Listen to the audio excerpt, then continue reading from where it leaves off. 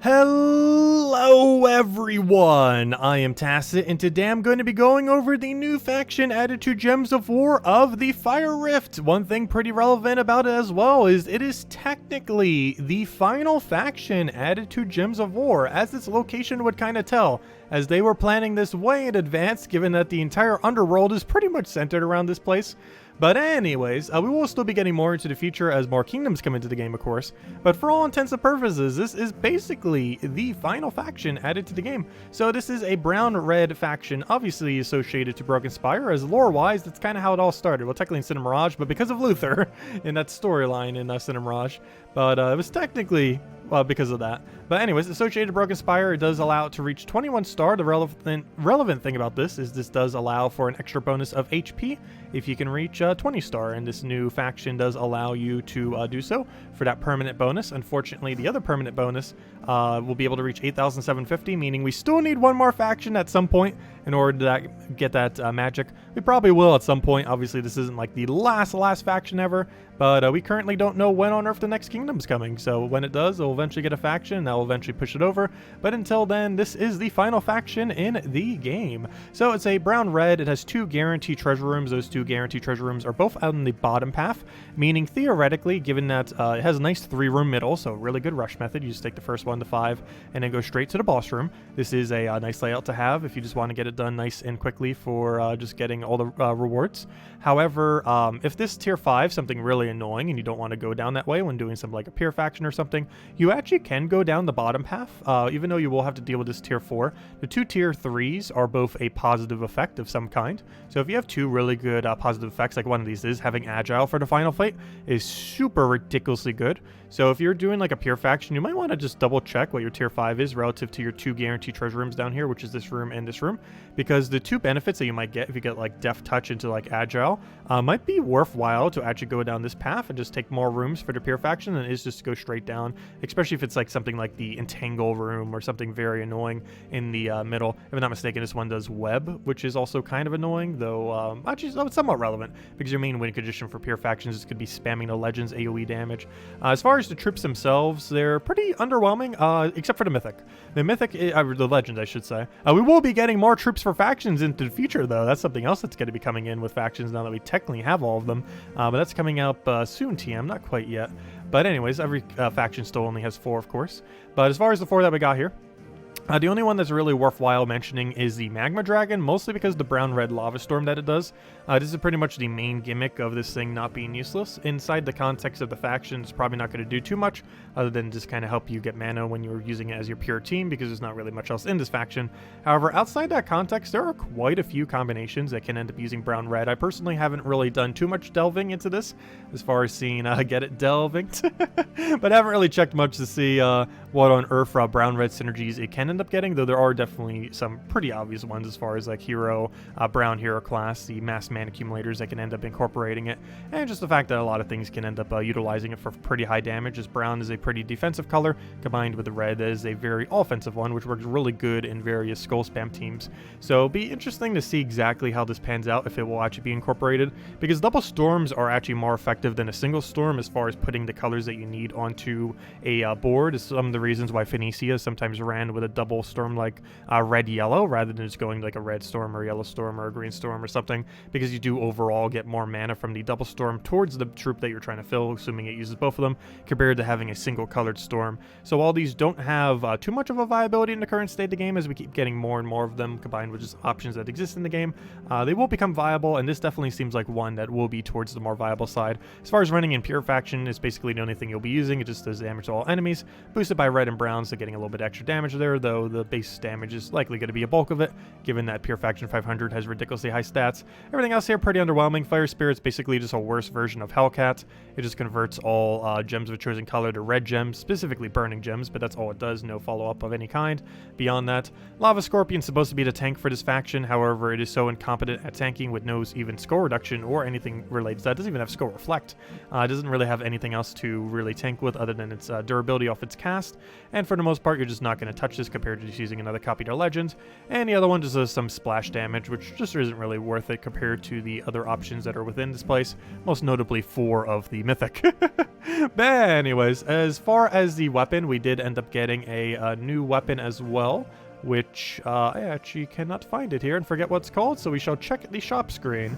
So if we go to games and go to the actual event itself, of course, with the new faction, that will be going on until this Monday and all the way until the end of Sunday there.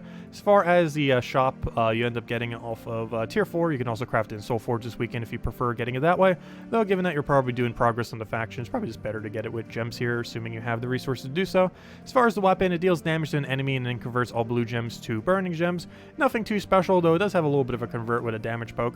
Nothing really too special off its effects, though it does give 2 red mana to all allies, so it can kind of build into somewhat of a red team. But because you are converting into burning gems, which of course burning gems do count as red, which give you mana accumulation off of that red. But burning gems are just a really bad mechanic overall. Any of the status effect gems I feel like have been bad in the current state of the game, mostly because it's better just to do something that can consistently apply the status effect rather than putting the gem of it specifically on the board. This applies to the freeze that currently no troop has, it applies to stun, and it applies to burning gems. Burning gems in particular because it actually does it to the entire team. So if you're using a team and you're just doing this, you take one of those red gems or the burning gem and you get the entire enemy team burned. That's decent, even though there's other ways to do it. But then the enemy just takes your same burning gem, does it against you, and now you're burning as well. So it's just a weird situation where basically if you're using the mechanic, particularly burning gems because it does it all 4 at once, you're essentially just going to be playing a match where all 8 troops are burning. And while there are some situations where this might be useful, like if you have troops that proc their ability based on when they take damage, particularly to HP, even though that won't hit the HP initially, but you know, any kind of mechanic that kind of centers around taking a bunch of small HP damage with like poison, burning, stuff like that, it can kind of be incorporated into that. But for the most part, the burning gem mechanic is not needed for any team that currently exists. There are better ways to 4 times burn within the game, most notably Zugaf and Infernus. Even though they're both high rarity troops, they are substantially better. There's some okay low rarity stuff that can still apply some burn. It's just really not worth using burning gems, and yeah, it just doesn't do anything special. It's not like it does some like red spam on top of it or anything else. It just simply burns. So overall, I would stay away from the burning gem mechanic, as well as many of the similar ones that just apply stats effects. They're just not really that worth using in the current state of the game. Maybe that will change as time goes on, or maybe they'll kind of have some game modes within the future that will kind of incorporate a lot of the power gems that they've been adding to kind of have it as some kind of thing where you can apply stats effects. But as it currently stands, anything with burning gem, basically useless. And that Mythic, or that Legend kind of does it as well. I keep saying Mythic because, of course, the new Mythic that came out today, which we covered a little bit earlier. But yeah, overall, it's a pretty average faction with pretty average troops, with the only thing being viable being the new Legend. Anyways, let's go get into all of the teams for this faction, as there are a couple here. So as far as what I ran for the lower range, I actually ran this almost to 200, though you normally want to stop around the 100, 150 range. But it's basically any mana accumulation weapon with the kind of standard, if you can't run Rowain, run the other Rowain, which is Guard's Avatar. Pretty standard team with this, except we're using Harpy Mage instead of like a Leprechaun or anything, because it is a red-brown restriction. So unfortunately, we can't use something like a Leprechaun, but you can use Harpy Mage. Harpy Mage is basically a second turn in power. It has Swift, but you get 2 mana per turn off the enchant potion off the very first thing that you get if you bought any of the tiers for the event. So she'll start with 10 mana, and then you simply go straight into the 14 and you'll be good to go. Because on the first turn you go from 10 to 12 from the Swift combined with the enchant, and then on the other turn you simply go all the way to 14, and then you have full mana. The other option, of course, as you keep going a little bit deeper, is just kind of some kind of standard either High King Iron Gut and or Zugaf team. This is mostly just for any kind of mana accumulation up front. You can replace it for whatever you want. High King Iron Gut doing the bunch of Devour, Zugaf for the skull spam. You can even run a first slot High King Iron Gut if you don't mind risking it in order to get quicker speed off the High King Iron Gut. And then Harpy Mage, similarly, because we can't run Leprechaun, Thrall, and some of the other ones, is basically just a second turn in power for a bunch of mana accumulation. Also, if you don't want to run Mountain Crusher, you can also use that as the way that you get Brownstorm in order to get High King Iron Gut his mana going. Otherwise, this also just allows Perpetual Brownstorm off of your hero class doing it, the Mountain Crusher doing it, and your Harpy Mage doing it, so you can kind of keep cycling through that. If you're looking for something cheaper, Tesla was available, I believe, earlier this year, a couple weeks ago in Soulforge, so if you end up picking her up, which hopefully you did, because she's such a good troop to have. It's a good low rarity option. She is a legend, but when she comes in Soulforge, I highly advise getting her if you don't already have it. It is just such a good pickup. And if you happen to be able to get your hands on it when you open any keys at any point, great troop to consider. It's kind of like Rowan with its boost ratio, except it boosts based on everything and does true damage. This is pretty relevant because it boosts on the enemy stats, so as the enemy keeps getting higher and higher, you also scale with them, meaning that you can basically take out any piece of content with Tesla as your damage scales to whatever they are. While it will still be a little bit lower if your stats are lower, it is mostly dependent on the enemy's team when you're fighting higher pieces of content, because even later in the game, your stats relative to how much the enemy scales is not that much, so having lower stats doesn't really affect you too much as you're gaining most of your stats, since you mostly use this in high level situations rather than PvP and such. You mostly use it against really strong enemies. It tends to get most of its scaling off the enemy rather than your own stats, even though you could raise your own stats with armor gains. Most of it's coming from the enemy, and you'd be better off with mana accumulation combined with it in most situations. In this situation, we're running Essence of Evil for mana accumulation. You can go disable it. You get this weapon for free from 250 wins off the Plague hero class from Darkstone. The Teslas just do all their damage with their ability, and this is the main gimmick of the team. You can also just run with one Tesla and run with another mana accumulation or another true damage if you wish.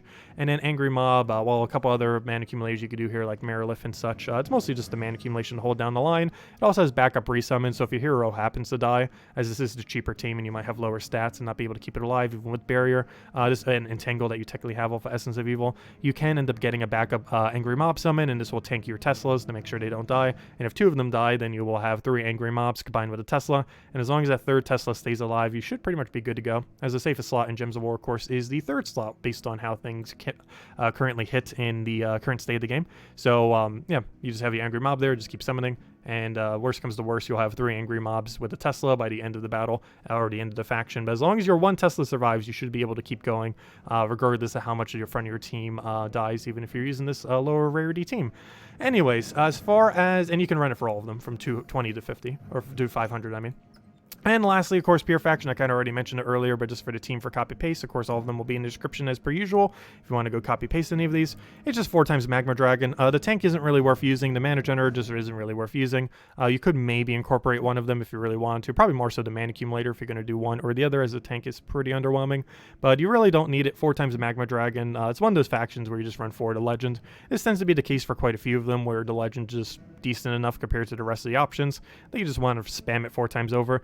Normally, quite a few other kingdoms can end up going for some kind of mana accumulator instead or something else, but the viability of what currently exists within this faction is just not that good, so you're probably just going to be better off spamming for, especially when you have potions active. You might actually end up incorporating the mana accumulator if you don't have potions, though if you're running it during this weekend, you most likely, or definitely if you're running 500 Pure Faction, you would definitely have had potions, which means you have enchant, which means you'll be able to go and get his mana up passively, even though he's blocked by 3 other things that uses exact mana, because worst comes to worst, you just put a 20% mana start on him. He'll start with, I believe, 3, 4, somewhere around there. So after like what, 5, 6 or 7 turns or so, he'll end up having full mana. So you then just cast them out. You'll have all of them, even if they were fully blocked, and you just have full big AOE hits that you then just keep tanking with. You keep just throwing them down. You ideally want to go into the final battle with Pure Faction with at least 3 of them alive. That's your main goal. If you lose one, that's not too big a deal. You'll probably lose one in the middle tier 5, as the most likely route will be you'll easily win the first battle with all 4 of them. You might lose your first slot in the middle battle because it's a tier 5 with high stats that might have scroll spam, and then ideally with those 3 you have to win the Pure Faction. That's basically how this Pure Faction is likely going to be going down. First battles is easy win, middle you'll die once, and then the final will just be 3 Magma Dragons versus the final. Or if you're going to put your Mana Accumulator in there, you might actually want to put it into second slot, just so it can end up, or well, second or third, depends how you kind of want to do it, just so it can kind of tank a little bit for 1 or 2 of the Magma Dragons, as even though it doesn't have like any kind of actual tank ability, it dying isn't as important as something like the Magma Dragon dying, for example. So could maybe go with like a second slot for once. Normally you kind of put it in third to keep it a little bit safer, but this might be a situation where it might actually be more viable to keep it in second if you're going to run like Magma Dragon Converter, Magma. Though I'm personally just going to be running forward to Dragon, have 3 going into final, and hopefully that'll be enough.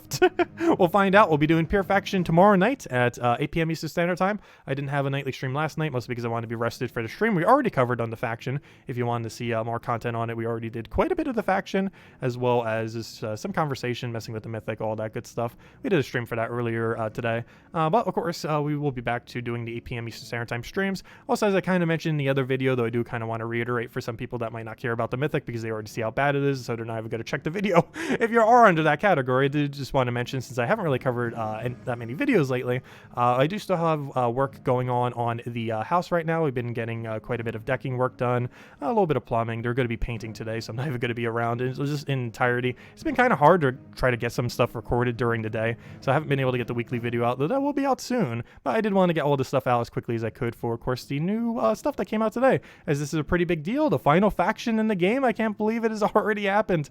Of course, we'll still be getting a trickle of them in the future, but for all intents and purposes, every faction now exists. We now have every hero class, we now have every faction, as well as everything for pretty much every kingdom as it currently stands in the current state of the game.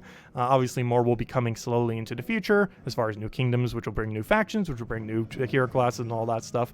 But for now, it is the final faction of the game, right in the dead center of the underworld map. But anyways, guys, if you still have any other questions, feel free to leave it in the comment section below, and I'll catch you guys later. Hope you all have a wonderful weekend, and best of luck with the faction if you're going to be trying for it, as well as the best of luck with the new Mythic if you're going to be trying for that useless thing. Goodbye, everyone, and catch you later.